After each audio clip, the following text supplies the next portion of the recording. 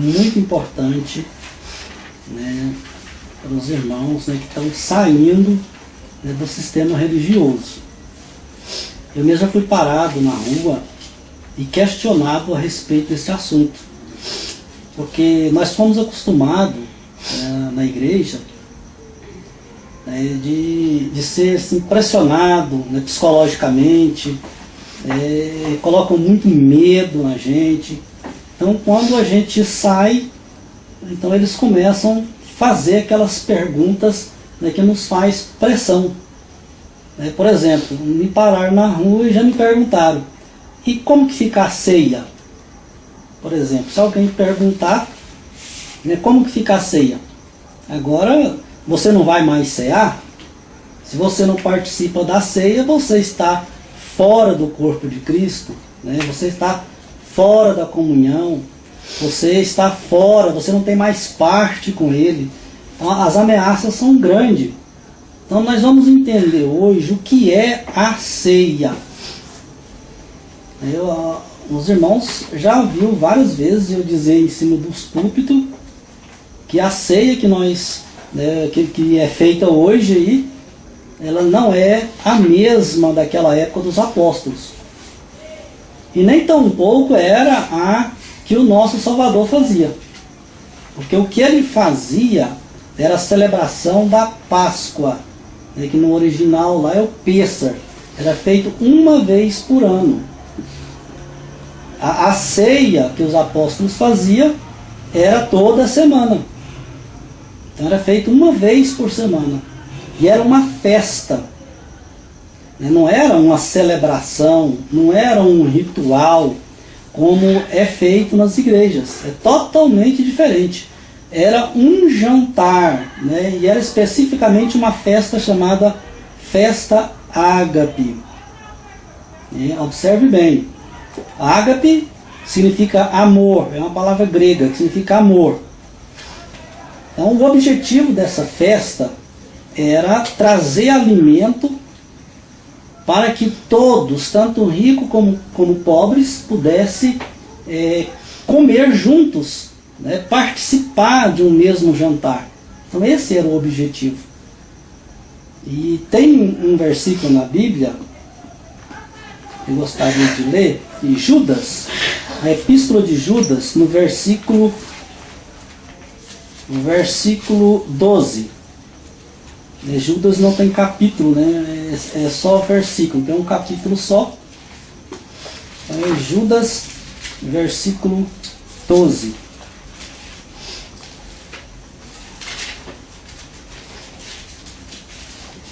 Estes são manchas em vossas festas de caridade, banqueteando convosco e apacentando-se a si mesmos, sem temor. São nuvens sem água, levadas pelos ventos de uma para outra parte. São como árvores murchas, infrutíferas, duas vezes mortas, desarraigada. Então, veja bem que Judas está falando aqui acerca de uma festa, né, que as pessoas que estavam lá participando desta festa de forma indigna. E como que chamava essa festa? Está escrito aí: vossas festas de caridade. Caridade e amor. O nome original que se dá aqui é ágape. Né? Então era a festa que eles se reuniam ali para demonstrar o amor, para cultivar o amor para com o próximo. E só que o que Judas está condenando aqui foi o mesmo que Paulo condenou lá em 1 Coríntios 11, onde está o texto, né, da ceia. O apóstolo Pedro também falou dessa mesma festa, na segunda epístola de Pedro, no capítulo 2, no versículo 13. Recebendo o galardão da injustiça, pois que tais homens têm prazer nos deleites cotidianos. Nódoas são eles, e máculas, deleitando-se em seus enganos, para é quando se banqueteiam convosco, né? Aqui ele estava, versículo 13. Ele está falando aqui dessa mesma festa, né? O qual Judas se referiu. Agora, vamos estudar o texto da ceia agora, dentro da ótica original, tá certo? Porque essa festa aqui, né, que querem colocar como sendo a ceia feita na igreja, essa festa que os apóstolos faziam, ela terminou, ela cessou no 3º século. Foi quando Constantino proibiu essa festa. E no lugar desta festa entrou o quê? Entrou a Eucaristia, né? Que é conhecido aí entre os católicos, a Eucaristia. E dessa Eucaristia que saiu esta ceia que as igrejas evangélicas fazem hoje. Então nós vamos entender que a ceia que era feita naquela época não tem nada a ver com a ceia que é feita nas igrejas. Primeiro porque era um jantar. Se realmente as igrejas quisessem fazer uma ceia parecida com aquela, primeiro eles tinham que fazer um grande jantar na igreja. E convidar as pessoas que não têm nada para comer juntos, né? Compartilhar o pão com cada um. Então aí sim, iam ter uma festa, né? Uma ceia parecida com a dos apóstolos. Vamos estudar o texto da ceia em 1 Coríntios. Vamos agora ver dentro da ótica original. 1 Coríntios 11, vamos ver a partir do versículo 17. Vamos entender o que realmente estava acontecendo naquela época. Então vamos ver se isso aqui é uma celebração mesmo, ou se simplesmente era uma janta, né?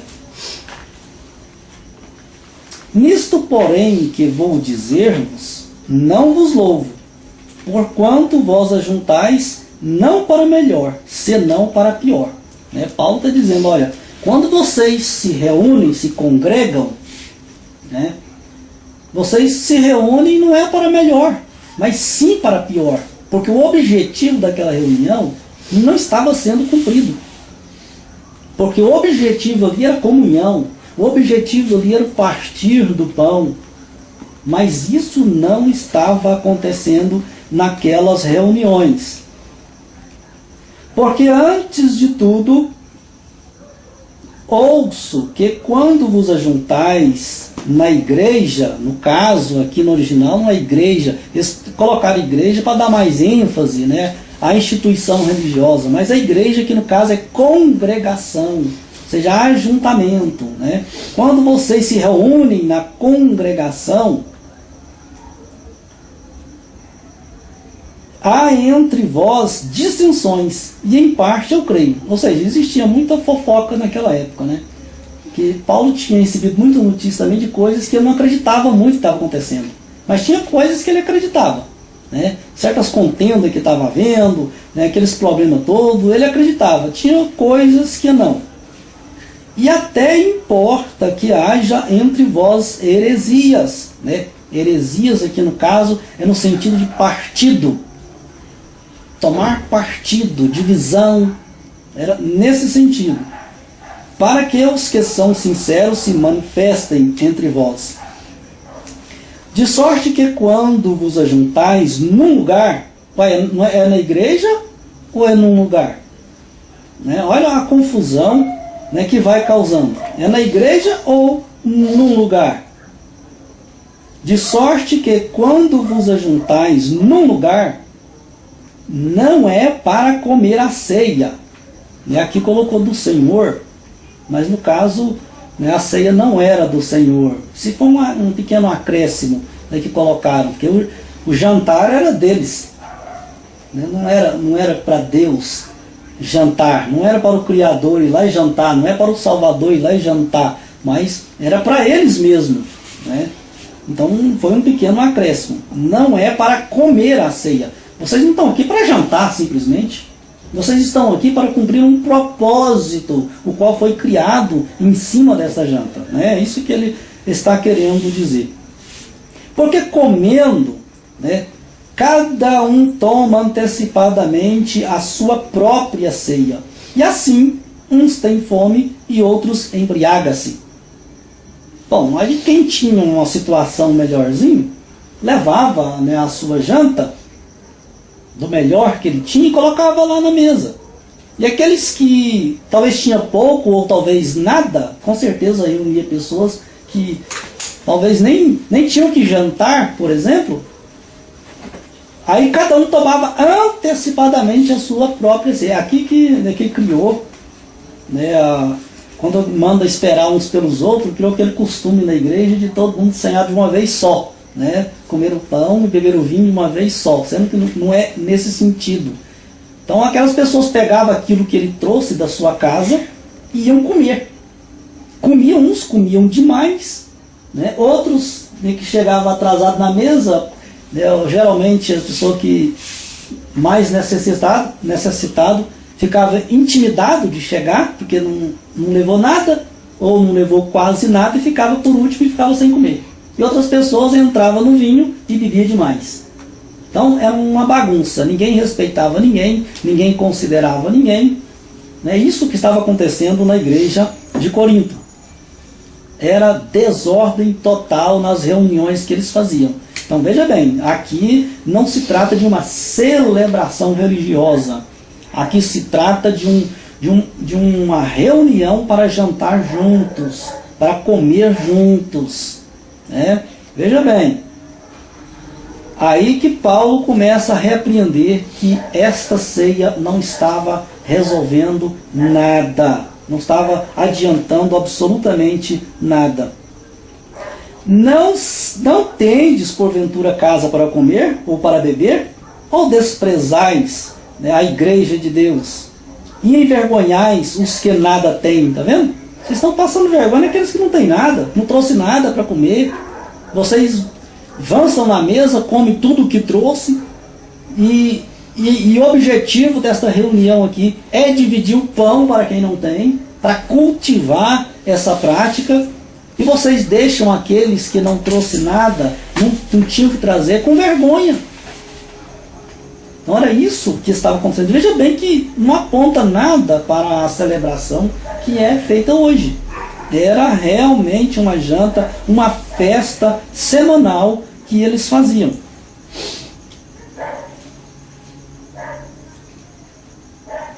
Que vos direi?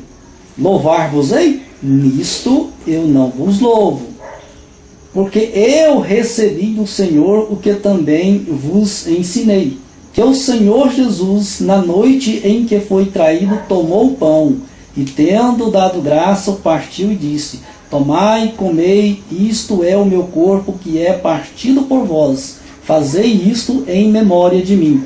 Semelhantemente, né, vamos aqui meditar o versículo 24, né, parece realmente ser uma liturgia, parece realmente ser um ritual. Paulo ele não viu, ou não sabemos se ele recebeu informação direta, né, do Senhor, como ele fez lá com seus discípulos, né, que também fez um jantar, né? Na verdade era um jantar também. E você vai ver aqui nesses dois versículos que era um jantar, explicitamente. Mas provavelmente aqui ele deve ter recebido todas as informações de Lucas, né, que era, né, o seu companheiro, né? Lucas, ele escreveu o Evangelho, escreveu o livro de Atos, e ele conhecia muito bem a história, como aconteceu. Então, provavelmente, Paulo aqui recebeu essa informação dele. Olha só, o versículo 24, então, diz que ele tomou o pão, e depois, o versículo 25 diz: semelhantemente também depois de cear. Olha só, depois que eles cearam. O que é ceia? É um jantar. É um jantar noturno, né? Depois disso, eles tinham comido, eles comeram, né, se fartaram ali, depois de terem comido, jantou, aí então ele tomou o cálice, dizendo: este cálice é o novo testamento no meu sangue, e fazei isto todas as vezes que beberdes em memória de mim. Mesmo aquilo que Jesus fez ali, né, celebrando a Páscoa, né, com seus discípulos, não se trata, né, de algo literal ali, ele pegar o pão e quando ele disse que esse aqui é o meu corpo, aquilo não se tornou o corpo dele, continuava sendo pão. O vinho não se tornou o sangue dele, né, conforme, né, os católicos gostam de dizer, de afirmar que o pão e o vinho ali é transformado ali no corpo e no sangue do Salvador. Nada a ver, algo simbólico, totalmente simbólico aquela janta, aquela comida. Da mesma forma que os apóstolos faziam. Paulo está pegando algo que Jesus fez lá com os seus discípulos para comparar, né, com o que eles deviam fazer naquela festa ágape. E agora isso não vai ser nunca explicado na igreja, nas denominações, porque vai desmontar uma grande estrutura. Muitas coisas vão continuar sendo camufladas, né? Muitas mentiras vão continuar sendo estimuladas nas denominações. E eles não querem que o povo fique sabendo disso. Por que não? Imagine, fica mais fácil você prender uma pessoa numa denominação metendo medo nele, colocando medo. E agora você não vai mais cear. Como você vai fazer? Você não pode ficar sem a ceia. Ora, se você partir o seu pão com o seu próximo, ou fazer uma comida e convidar quem nada tem para comer e jantar com você, ou que seja almoçar com você, você está cumprindo o propósito da ceia. Esse era o propósito. Estão entendendo? Que hoje se leva mais pelo lado ritualístico do que o lado prático. Pode perguntar. Então não tem nada a ver a ceia, porque primeiro a gente não tá comendo nada com pessoas que necessitam. Só com aqueles que são batizados. E eles ainda fazem mais errado, porque a ceia é só para quem já é batizado. E não tem nada a ver isso que não necessita, mas que necessita e que não são batizados. A ceia ali na denominação é também simbólica, só porque não cumpre, né, com o propósito, o simbolismo que é, né, o que eles fazem ali. Porque quantas pessoas passam necessidade e não é atendida? Quantas indiferenças há no meio da congregação e ninguém está nem aí um para os outros? Então o propósito não é o simbolismo. O propósito é a prática, né? Esse que é o objetivo, é você praticar, não o ritual, não o simbolismo, e sim aquilo, né, que representa, você pega e pratica aquilo. Então o que se as igrejas quisessem realmente fazer uma ceia da forma que os apóstolos faziam, eles deveriam então fazer um grande jantar ali e convidar muitas pessoas necessitadas, pessoas pobres, que não têm o que comer, e convidar para participar dessa janta, para estimular os irmãos a dividir o pão, para estimular os irmãos a fazer uma compra no supermercado e tirar uma parte e dar para quem não tem nada, para servir de estímulo. Esse é o propósito, mas isso não acontece. É a maior dificuldade até para arrecadar alimento, para fazer cesta para as pessoas, porque as pessoas não estão acostumadas com isso, a praticar o amor ao próximo, né?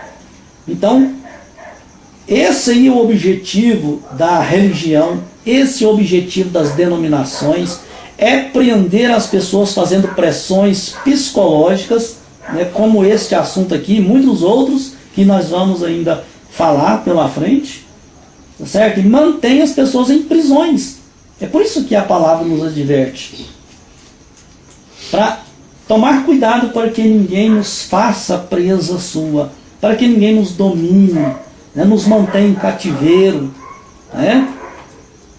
Então não foi com esse propósito que o nosso Salvador iniciou, né, aquele grande trabalho que ele começou e mandou os seus seguidores dar continuidade. Não foi para aprisionar as pessoas, não foi para colocar medo nas pessoas e tirar proveito das pessoas, de forma nenhuma. Então a ceia, então vocês podem tirar isso da cabeça. A ceia, ela não é ritualística como ensinam hoje.